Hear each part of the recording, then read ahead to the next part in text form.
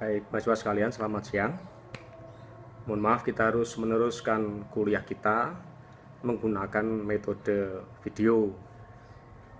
Ya, karena situasi dengan merebaknya virus di mana-mana, maka ini harus saya ambil supaya Anda tetap bisa mengikuti perkuliahan, mengerti materinya, dan kemudian bisa mengerjakan tugas-tugas yang kita akan berikan nanti. Dan kita harap semoga ini cepat berlalu, semoga kita bisa kuliah lagi dengan baik seperti biasa. Itu yang pertama. Yang kedua, mohon ketika mengikuti video ini sambil Anda membuka bukunya, kemudian lalu kita bisa mengerti poin-poin mana yang sudah diterangkan supaya tidak kehilangan jejak. Yang ketiga, ya mohon maaf kalau dalam tutorial ini mungkin ada banyak distorsi karena ini tidak kita terangkan seperti kuliah seperti biasa, di mana Anda bisa tanya jawab, bisa ada feedback. Sedangkan di metode seperti ini tidak ada hal semacam itu, sehingga pendalaman mungkin akan lebih sempit. Maka mohon maaf kalau nanti ada berbagai hal, ada skip tertentu, lalu saya lompat ke sana kemari, lalu memang ada distorsi. Juga tidak ada seperti biasa kalau di kuliah saya ada guyonan, ada dagelan-dagelan gitu, karena mohon maaf keterbatasan waktu dan tempat. Lalu biasanya kita di kelas bisa, kalau saya lempar lucon Anda ketawa semua, lalu kita bisa macam-macam. Nah, mungkin di sini mungkin akan saya kurangi karena memang hal-hal yang soal waktu, soal durasi itu memang diperhitungkan lihat metode seperti ini. Oke, kita teruskan di bab 4. Kalau Anda ini kuliah filsafat moral ya, filsafat moral, jurusan farmasi dan teman-teman ini ya, bab 4 filsafat moral. Silakan membaca bukunya. Sekali lagi yang belum punya bukunya harus beli, wajib ya. Bukalah di bab 4 ya. Kita akan masuk ke tatanan moral objektif. Moral objektif. Yang moral subjektif Anda sudah paham. Kita masuk ke moral objektif. Mohon tidak lupa, sudah saya terangkan pembedaannya ya, moral objektif itu apa dan moral subjektif itu apa. Yang subjektif itu berkait dengan pedoman baik buruk yang ada di dalam subjek, hati nurani. Sudah Anda tahu mengenai itu ya, ada prinsip-prinsipnya Anda sudah tahu di ujian, di UTS.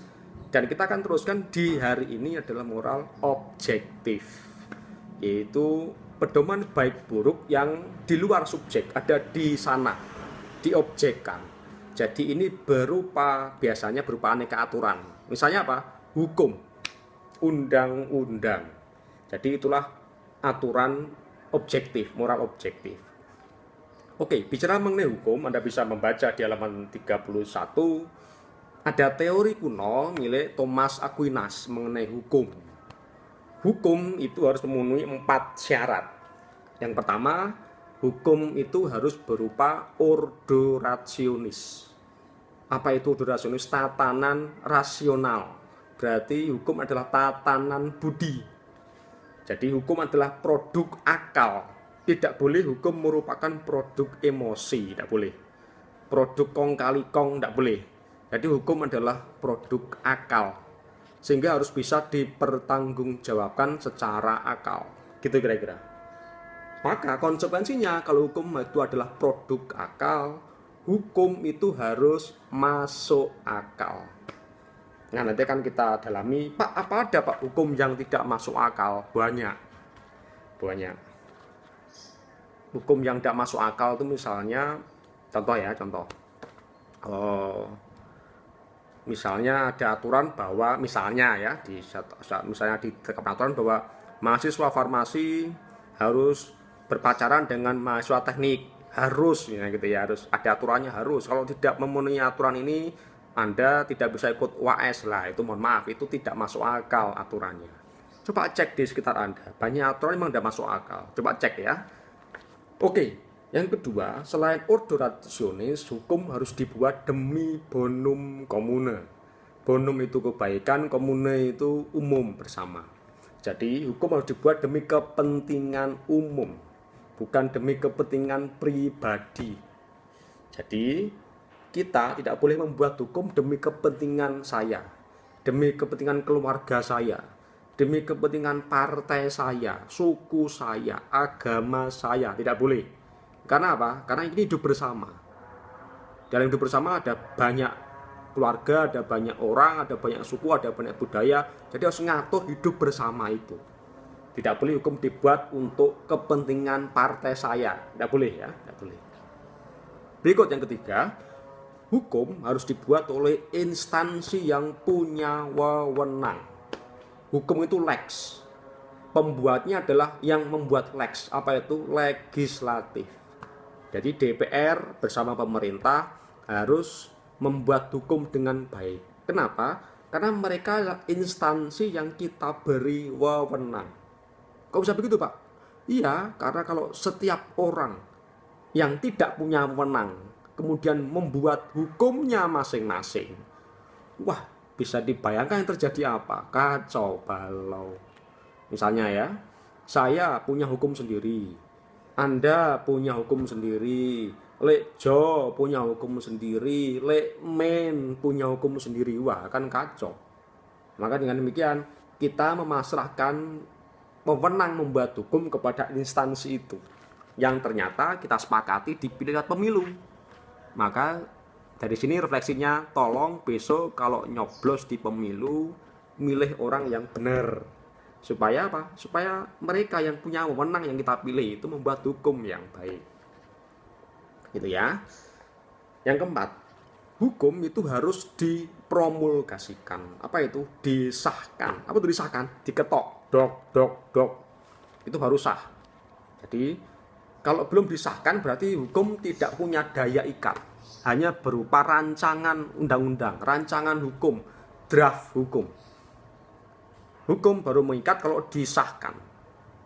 Gitu ya. Itulah 4 teori kuno Thomas Aquinas mengenai hukum. 1, harus ordo rationis, produk akal. Yang kedua, demi kepentingan bersama. Yang ketiga, dibuat oleh instansi yang punya wewenang. Yang keempat, harus disahkan. Baik, saudara sekalian, saya masuk ke bagian berikutnya. Oh iya, saya akan menerangkan per tema ya. Kalau satu bab saya selesaikan mungkin tidak bisa, per tema saja, bukan apa-apa karena memang durasi. Nanti tema berikutnya akan saya tambahkan, begitu, supaya tidak terlalu panjang videonya. Oke, saya masuk ke bagian berikutnya. Tema berikutnya mengenai ternyata ada namanya hukum natural, saudara sekalian. Dalam dunia hukum itu ternyata ada hukum natural. Apa itu natural? Anda tahu kata nature, alami. Dan hukum natural kelak dilawankan dengan konvensional. Konvensi, apa itu konvensi? Kesepakatan. Loh, Pak, hukum kan hasil kesepakatan. Iya. Tapi mau dimengerti, ternyata ada hukum natural. Saya pisahkan dulu ya natural dan konvensional ya. Natural itu alami, otentik, sejati, asli. Itulah natural. Seperti halnya apa? Seperti halnya kalau Anda mengerti apa yang alami dan universal itu apa? Yang tidak dibuat-buat. Contohnya misalnya adalah kita itu kalau sekarang ini tampil alami kan tidak dibuat-buat. Wajahnya ya begini, rambutnya ya seperti ini, kemudian baunya seperti itu alami, natural. Tapi beda dengan konvensional, apa? Buatan. Apa itu buatan? Ya itu dibuat-buat. Tadinya baunya begini, dibuat baunya begitu. Rambutnya begini, dicat hijau, sini tengahnya abang, ini kuning, ya seperti stopan di pinggir jalan itu. Ataukah bagaimana? Itu namanya buatan. Jelas sekalian, memang ada hukum yang produk buatan, ada yang hukum produk natural. Artinya apa? Tidak dibuat manusia. Nah, Anda akan bertanya, hukum yang tidak dibuat manusia itu hukum apa? Ternyata ada. Misalnya apa? Hukum tadi, hukum alam tadi, alamiah, hukum alam. Misalnya, matahari terbit dari timur lalu tenggelam ke barat. Itu kan alamiah, universal. Berlaku dari zaman dulu sampai sekarang, tidak ada yang mengubah dan bukan produk kesepakatan. Ya, itu hukum semacam itu kan, matahari terbit dari timur, tenggelam di barat, itu kan natural, alami. Tidak ada yang ngatur. Misalnya hari ini DPR bersidang mengatur jadwal terbitnya matahari, misalnya ya. Nah, DPR-nya kurang kerjaan misalnya ya, berkumpul, mari kita atur DPR ini apa namanya? Matahari ini supaya terbitnya di utara. Ya tidak bisa. Karena itu melanggar hukum natural. Paham ya? Jadi ternyata memang ada hukum natural. Saudara sekalian, Aquinas mengatakan hukum natural atau hukum kodrat inilah yang harus menjadi patokan dari semua hukum buatan. Saya ulang. Hukum natural ini harus dipegang menjadi menjadi sumber dari semua hukum buatan. Artinya apa? Artinya kalau ada undang-undang, kalau ada rancangan kitab hukum pidana, kemudian kalau ada peraturan daerah macam-macam, itu harus sumbernya kepada hukum natural dan tidak boleh melanggar hukum natural. Kenapa? Ya karena hukum natural itu hukum kodrat itu hukum yang objektif, berlaku di mana-mana. Baik, Anda kan bertanya, Pak, mana ada Pak hukum yang objektif berlaku di mana-mana? Ada. Selain hukum alam, Pak, ada. Contoh. Saya meminta Anda pergi ke Amerika. Mungkin sekarang ya tidak bisa ya, karena masih corona, ya kapan-kapan gitu ya. Anda ke Amerika. Ketika punya ke Amerika, misalnya di sana Anda membunuh orang. Apa terjadi? Ya dihukum. Karena Anda melanggar undang-undang Amerika soal membunuh. Oke, Anda tidak puas soal itu, Anda pergi lagi ke Cina. Di Cina Anda membunuh orang, ya sama saja dihukum kan. Misalnya kemana lagi? Anda ke Arab, membunuh orang, dipancung. Saudara sekalian, berarti apa? Coba cek, di semua negara itu membunuh itu kejahatan namanya. Maka dari sini kita bisa mengatakan membunuh itu jangan membunuh itu hukum universal, itu hukum nature, alam. Bahkan hukum jangan membunuh itu sudah ada sebelum kita ada dan akan terus ada kalau kita mati. Maka itulah namanya hukum natural. Membunuh itu tidak boleh. Lagi korupsi sama saja. Anda korupsi di Amerika dihukum, Anda korupsi di Arab dihukum juga, korupsi di Malaysia dihukum juga. Korupsi di mana? Di Cina, dipenggal, dibunuh tanganmu. Maka dengan demikian adalah korupsi itu kejahatan universal. Maka kalau misalnya ada undang-undang kita mengatakan korupsi itu boleh, itu keliru. Membunuh itu boleh, itu keliru. Tidak boleh membuat hukum produk konvensional, hukum undang-undang atau apapun yang melanggar hukum natural tadi. Oke, jadi semoga penjelasan ini memberi pemahaman kepada Anda bahwa itulah syarat hukum dan ternyata memang ada hukum namanya hukum natural.